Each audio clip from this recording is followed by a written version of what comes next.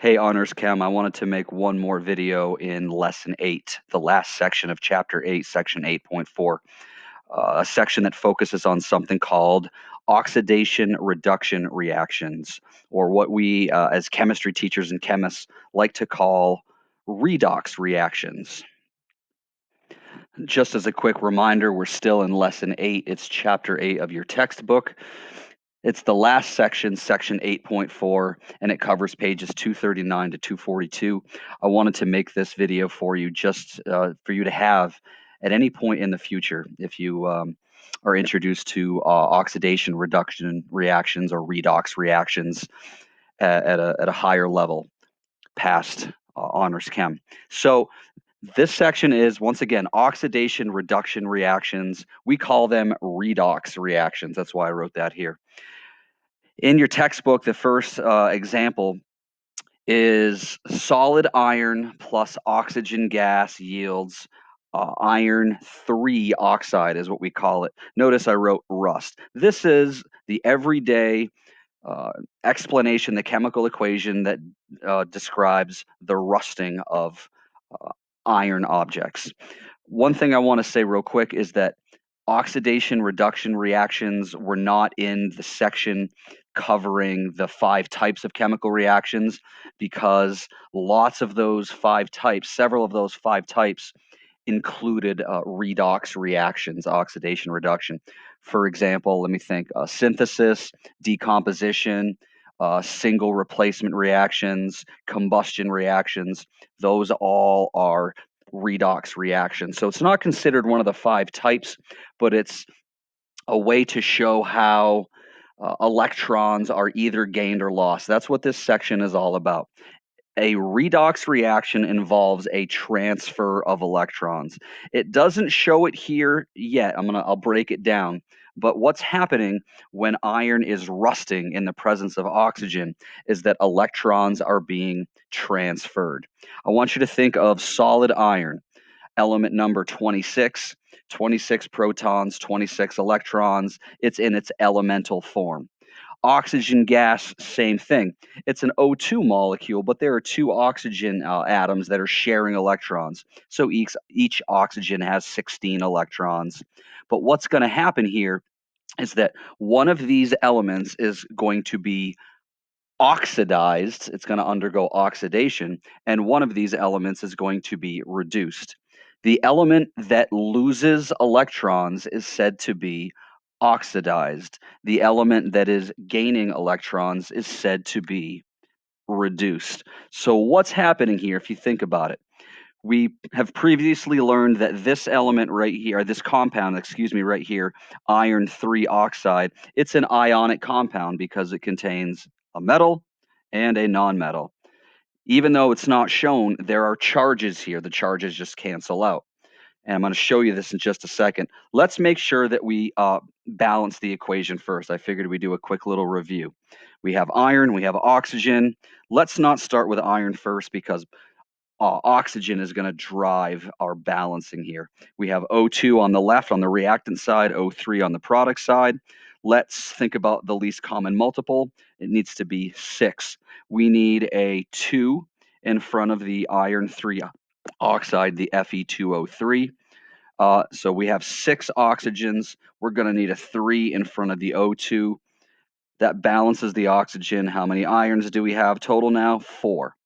So the ratio is a 4 to 3 to 2. But let's see which chemical is oxidized and which chemical is reduced.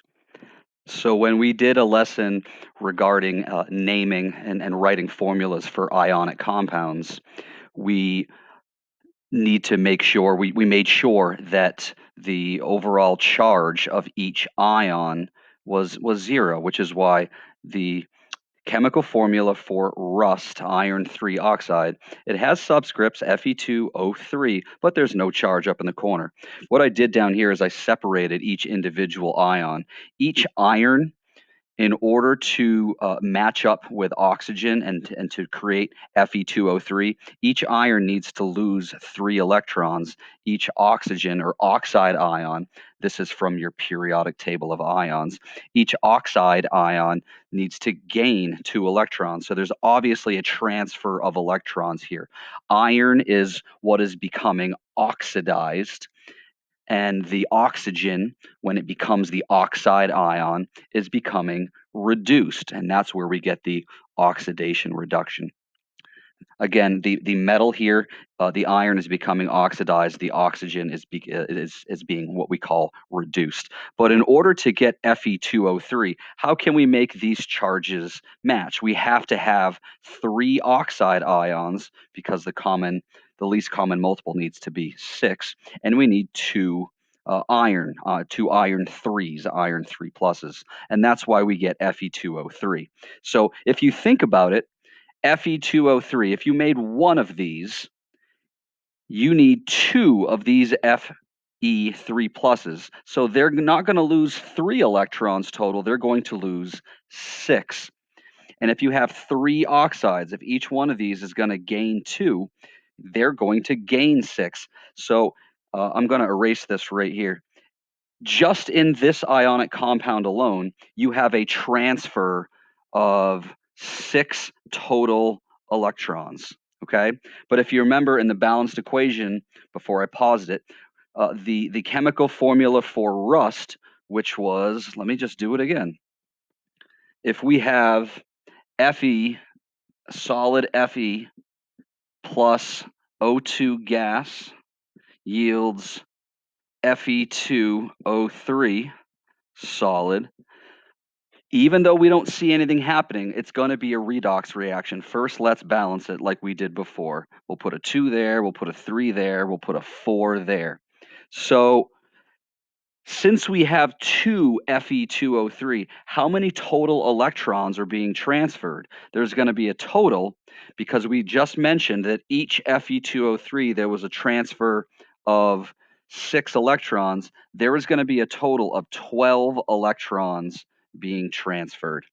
I'm going to pause it and give you a couple examples of problems in the last part of the section so you can identify if a particular reaction is an oxidation reaction or a reduction reaction. So lastly, I have here sample problem 8.25 from your textbook. There are 4 parts to 8.25, and it wants you to identify whether each of these 4 parts is an oxidation or a reduction. Remember, oxidation is the loss of electrons, reduction is the gain of electrons. So what we see here in part A is a sodium ion. It's aqueous, it's dissolved in water, plus an electron. Both of these are reactants. On the product side, we have solid sodium. So what happened? Did the sodium lose an electron or did it gain an electron? In this particular case, this solid sodium on the product side, it gained this electron. Notice that you no longer have Na+. It's no longer lost an electron. It has gained it. So this is considered to be, I have my marker here. I'm going to write it for you. This is considered a reduction. Part B, we have solid nickel, okay? And then on the product side, we have, notice, we still have nickel, but it's got a 2+ charge this time. It's the nickel 2+ ion, and we have 2 free electrons. Well, think about what happened to this initial reactant. It actually lost electrons because we have 2 free electrons here. And this is going to be an oxidation. This is the opposite. We're losing electrons. Oxidation. What do we have down here? We have a chromium 3+ ion plus 3 free electrons, and that's going to come together to form solid chromium, elemental chromium with no charge. What's happening here? Is it gaining or is it losing electrons? It's gaining. This particular element is gaining, so it's going to be, once again, just like part A, a reduction reaction. And lastly, part D of problem 8.25, we have 2 hydrogen ions, 2 H pluses, not one of them, but 2.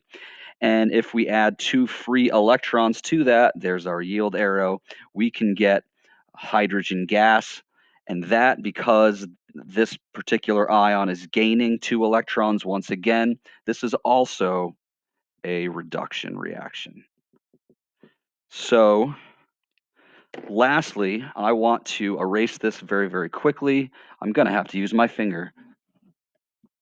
Your textbook uses a little acronym to help you remember oxidation versus reduction. Which one's which?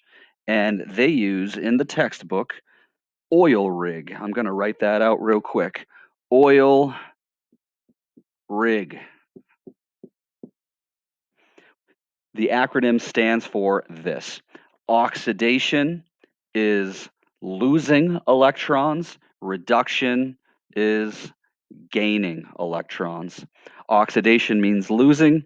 Reduction means gaining.